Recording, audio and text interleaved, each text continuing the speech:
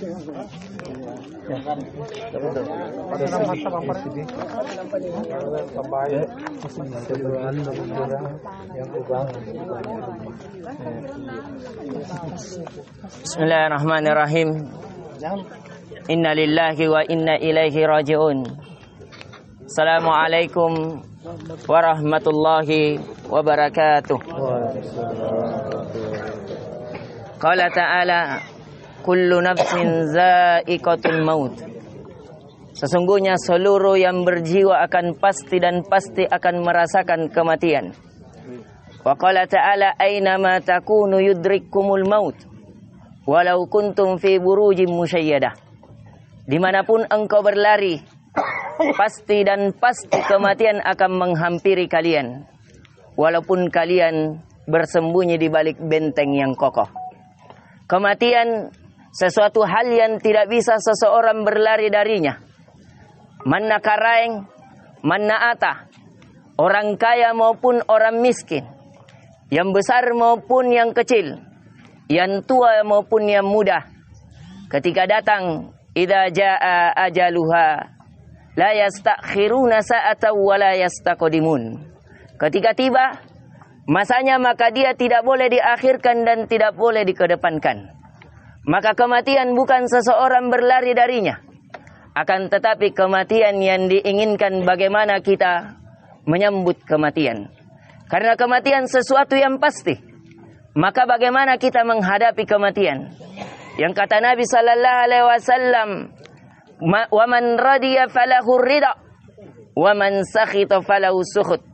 Barang siapa yang ridha terhadap perjumpaan dengan Allah, maka Allah pun ridho kepadanya. Dan barang siapa yang sukhut, benci, maka Allah pun benci bertemu dengannya. Ini adalah pertemuan antara seorang hamba dengan Allah. Tidak ada pertemuan yang paling indah kecuali pertemuan dengan Allah Subhanahu wa ta'ala.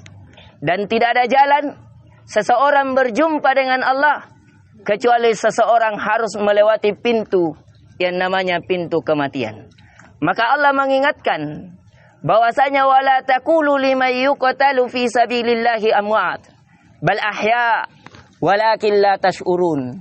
Jangan sekali-kali kalian mengatakan bahwa orang-orang yang mati di jalan Allah, mereka mati. Akan tetapi mereka sebenarnya hidup. Di kehidupan yang sebenarnya itu kehidupan akhirat. Akan tetapi kebanyakan kalian tidak merasakan kehidupan yang sebenarnya itu. Kehidupan yang sebenarnya adalah kehidupan akhirat. Maka para ulama mengingatkan, al-hayatu hayatan, wal mautu mautan. Kehidupan itu dua kali. Sebelumnya kita tiada. Itulah kematian. Kemudian kita dihidupkan, itulah kehidupan yang pertama. Kemudian kita dimatikan, yang kali kedua. Inilah yang kita saksikan. Kemudian kita dihidupkan kembali. Setelah kehidupan itu tidak ada lagi kematian. Itulah kehidupan akhirat. Yang kata Allah Azza wa Jal, walal akhiratu khairu wa abqa. Sesungguhnya kehidupan akhirat itu lebih baik dan lebih kekal di sisi Allah. Kita mencintai bapak kita, kita mencintai saudara kita, kita mencintai sanad kerabat kita. Akan tetapi Allah lebih mencintainya. Dan cinta Allah itu jauh lebih kita didahulukan daripada cinta kepada selainnya. Maka pertemuan, semoga pertemuan ini adalah awal dari cinta yang sebenarnya yang dibibit oleh bapak kita Abdul Qudus Najah. Yang semoga Allah Al-Quddus, Abdul Quddus, yang bermakna hamba yang maha suci. Yang semoga hamba yang maha suci ini betul-betul Allah sucikan. Yang alhamdulillah tanda-tanda kesuciannya ada. Baru berlalu darinya Ramadan. Dan kami mengenal bapak ini melakukan bulan Ramadan penuh. Dan kata Nabi sallallahu alaihi wasallam, man shoma Ramadana imanan wa ihtisaban ghufira lahu ma taqaddama min dzambihi. Barang siapa yang berpuasa di bulan Ramadan dengan keimanan, dengan harapan yang ada di sisi Allah, maka Allah akan sucikan dosa-dosanya. Dan kami mengenal bapak ini alhamdulillah, beliau senantiasa salat malam, salat tarawih. Yang kata Nabi sallallahu alaihi wasallam, man qama ramadana imanan wa ihtisaban ghufira lahu ma taqaddama min dzambi. Barang siapa yang berdiri salat malam di bulan Ramadan dengan mengharapkan keimanan dan mengharapkan pahala di sisi Allah, maka Allah akan mengampuni dosanya. Bahkan alhamdulillah, Bapak kita ini mendapati malam Lailatul Qadar yang kata Allah khairum min alfi syahr. Dia lebih baik. Lebih baiknya tidak terjangkau. Bisa 1000 kali lipat, 2000 kali lipat, atau 1.000.000 kali lipat kebaikannya. Yang kita mengetahui yang kata Nabi sallallahu alaihi wasallam, man qama lailatul qadri imanan wa ihtisaban ghufira lahu ma taqaddama min dzambi.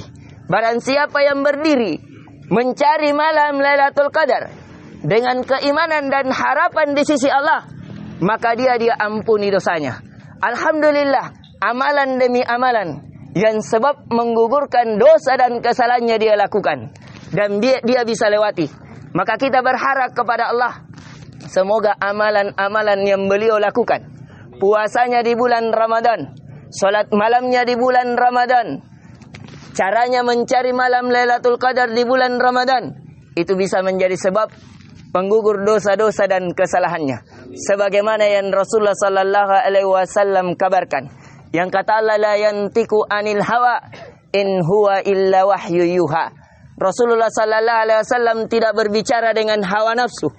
Dia berbicara tidak lain kecuali wahyu yang diwahyukan atasnya.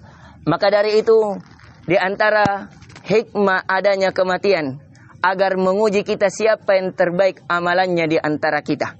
Itulah yang kata Allah, wa tilkal ayyamu nudawiluha bainan nas. Itulah hari yang kami silih gantikan.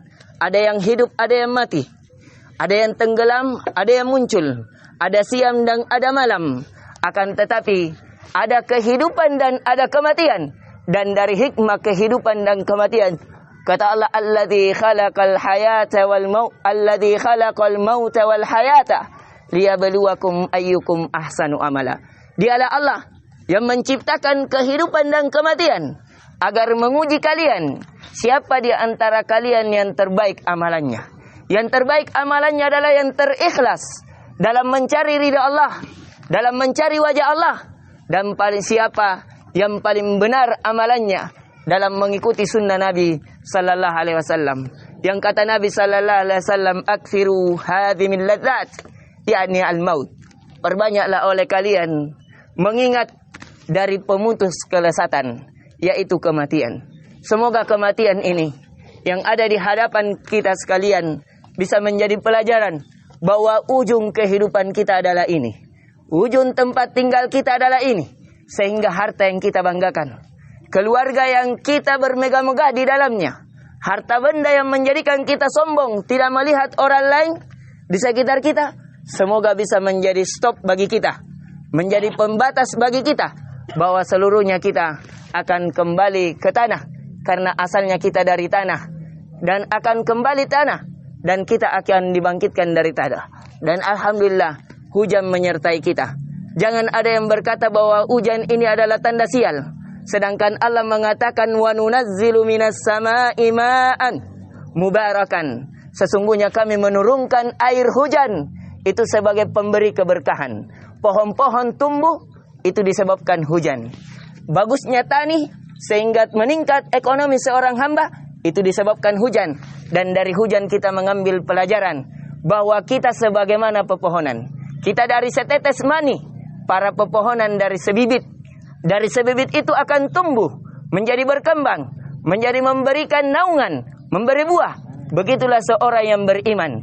Dari setetes mani kemudian tumbuh, akan menjadi manusia. Setelah manusia, buahnya itulah adalah amalan-amalan solehnya. Dirinya itulah ada badannya, tetumbuhan-tetumbuhan, dan naungan-naungan yang bisa seseorang bernaungan. Itulah kebaikan yang dia sebarkan di tengah-tengah masyarakat yang ada di sekitarnya.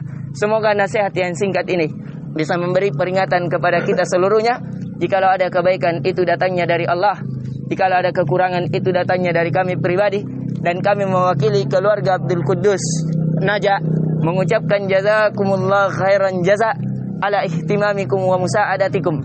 Semoga Allah membalas kebaikan kalian seluruhnya atas partisipasi yang telah diberikan kepada kami dalam tolong menolong menyelesaikan si mayit, dari kita menyolatkannya, memandikannya hingga kita kuburkan, dan semoga ini bisa menjadi sebab pemberat timbangan kebaikan kita, menjadi sebab penggugur dosa-dosa dan kesalahan kita, dan menjadi sebab kita diridhoi oleh Allah Subhanahu wa taala.